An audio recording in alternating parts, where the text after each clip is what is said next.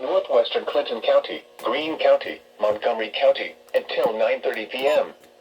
At 8:46 p.m., a severe thunderstorm was located over Williamsdale, moving northeast at 60 miles an hour.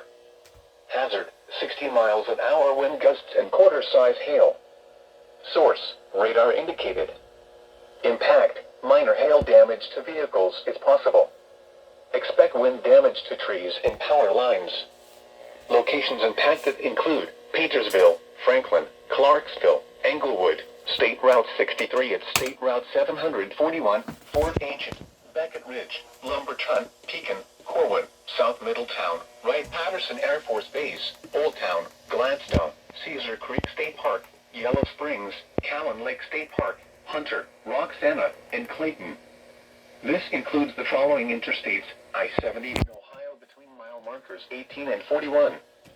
I-71 in Ohio between mile markers 22 and 56. I-75 in Ohio between mile markers 18 and 65.